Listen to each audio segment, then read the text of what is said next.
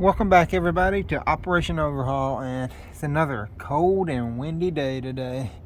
But today what we're going to be working on is doing the idler arm, pitman arm, and center link, or drag link as some people call it.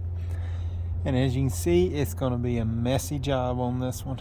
This is the same 97 S10 that I've been working on in the last few videos, and in those last videos I'll put up a link right in there somewhere of the ball joints and of the radiator and front seal. So if you would stick with me while we do this, because like I said, it's going to be dirty and due to all the oil leaks. So come on.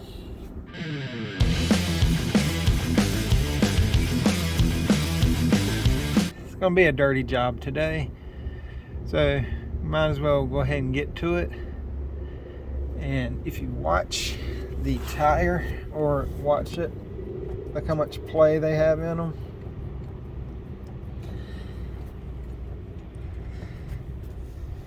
It's pretty bad. The idle arm and pitman arm and all that stuff, they're pretty bad. Which we may not have to do the pitman arm on this, because there ain't really no bushing in it, as it just bolts to the center link. But we'll figure that out here shortly. I want to take the idler arm and center link off together. That way I don't have to separate them on the vehicle, and make it a lot easier.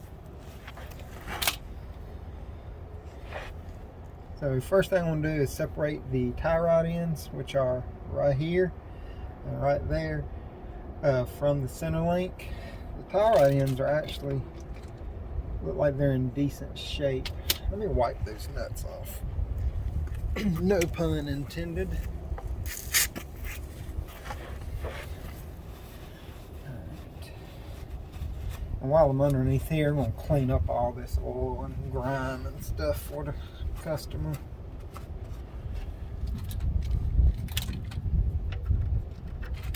And it is a 19. Oh, come back here. I'll shove you in there.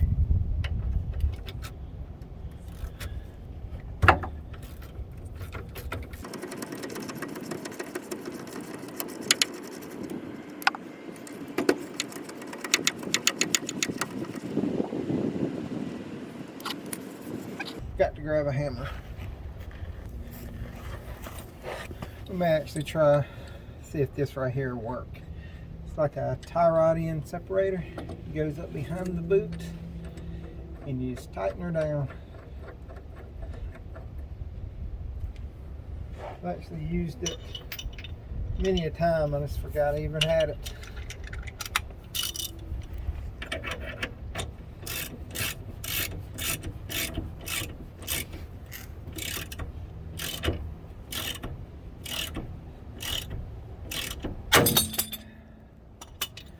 Oh yeah.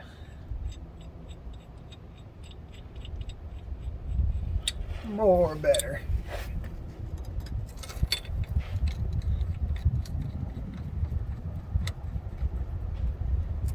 What I'll do is I'll show you the tool in a minute whenever I'm taking or showing you the new parts. I'll show you the tool and exactly what it looks like up close.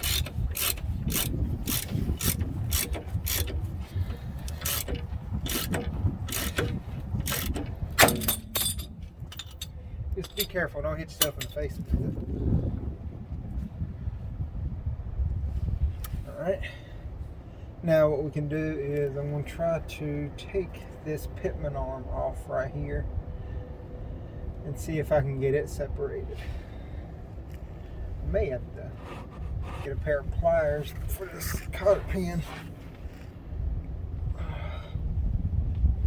Like I said, it is cold today, everybody, especially in South Carolina.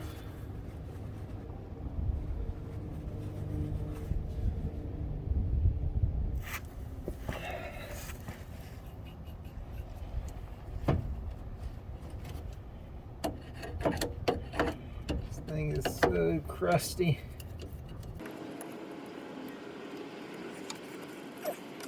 Yeah, this is going to be the easier way to do.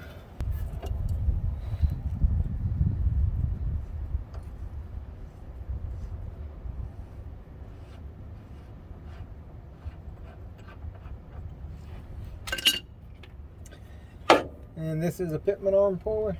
See if we can get her in there. Oh yeah.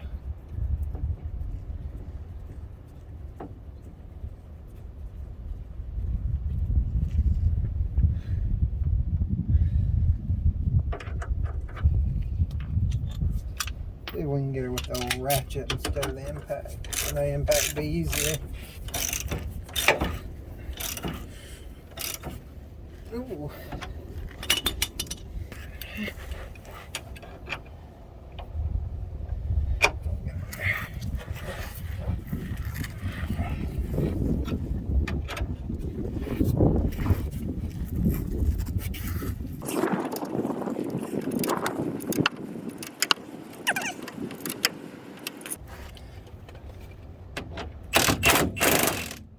Oh yeah.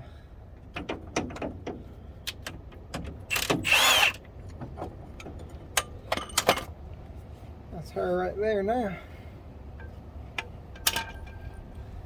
Okay. Now up here, let me show you. Right there's the two nuts for your idler arm right there.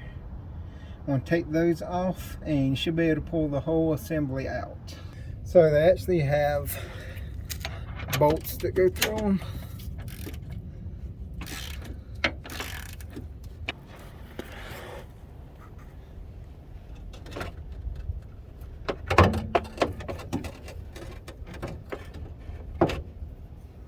And there's your assembly. Here is the old assembly. That was the biggest culprit.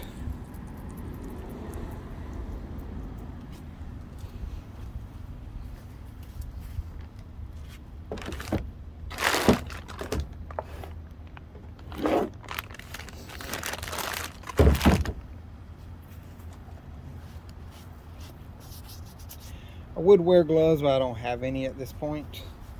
I need to get me some more, because definitely on something like this I would definitely be using new gloves. But what we're going to do is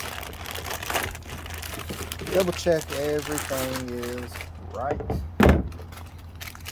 There's your nuts, your zerk fittings, and your cotter pins.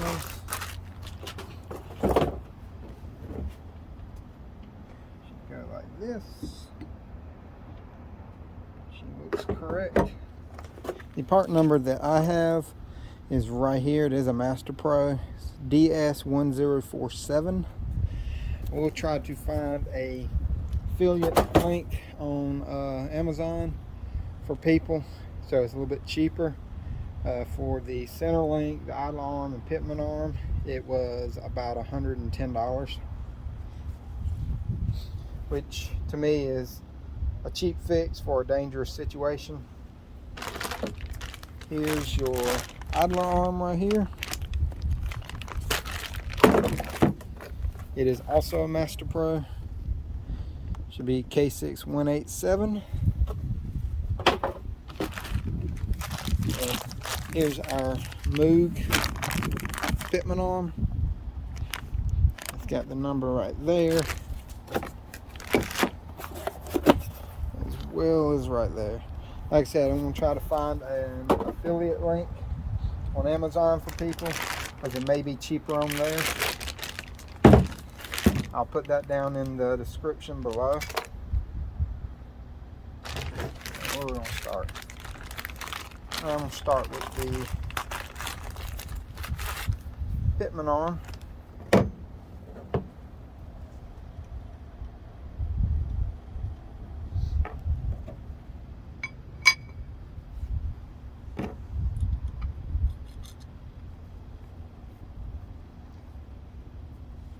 You can put this on in any direction that you would like, because it should move.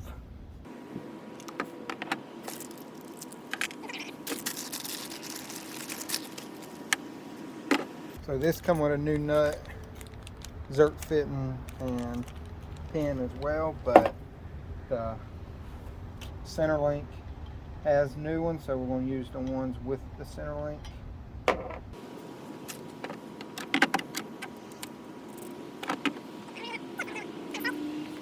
Also, inside of these pitman arms, make sure that it has the same number of large splines. There should be 4 on each one of them, and there are, because some of the GMs, they have 3 and 4 splined pitman arms, so you need to know which one. That's mostly for the larger trucks.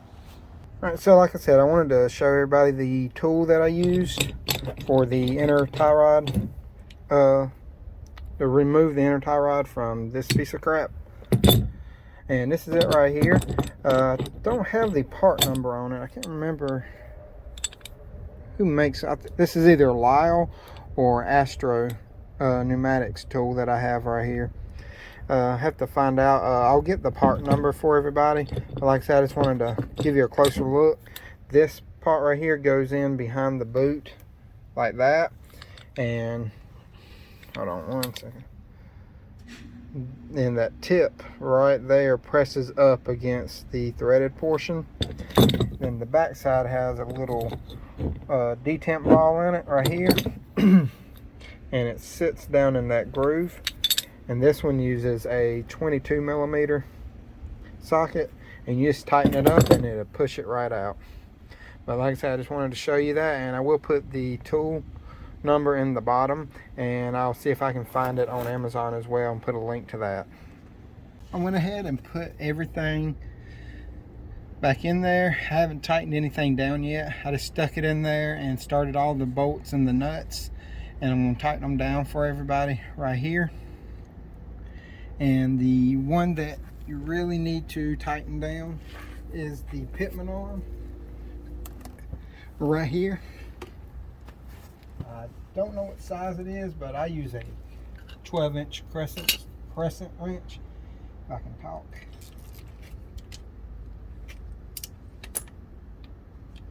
First thing we want to tighten up though is the idler arm bolts.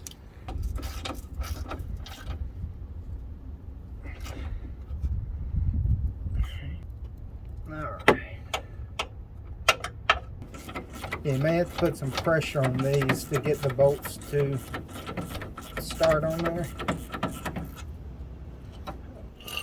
And you're going to want to crank down on those pretty good, since they don't use cotter pins or anything like that to hold them in. Now I'm going to tighten up the pitman arm. Like I said, I just use a 12-inch crescent wrench.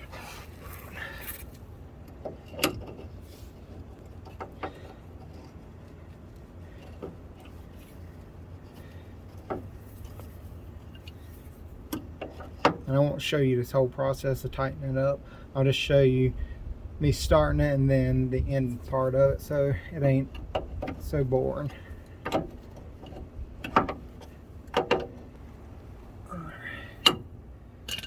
That should be tight enough. All I got left to do is I'm going to tighten these two down, put the cotter pins in, and then put my zerk fittings in there and grease her up. But like I said, I'm going to clean all this up after I get through.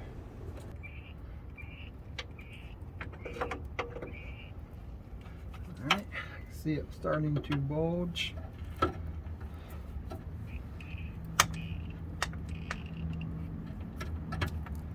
one won't move anymore.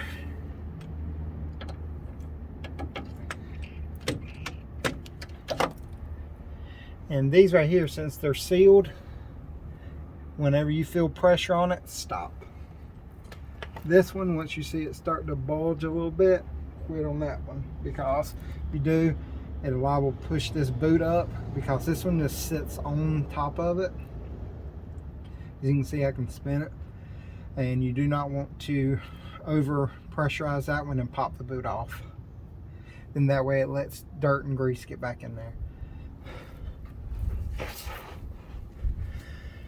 So if you enjoyed the video, please like, subscribe, and hit the notification bell.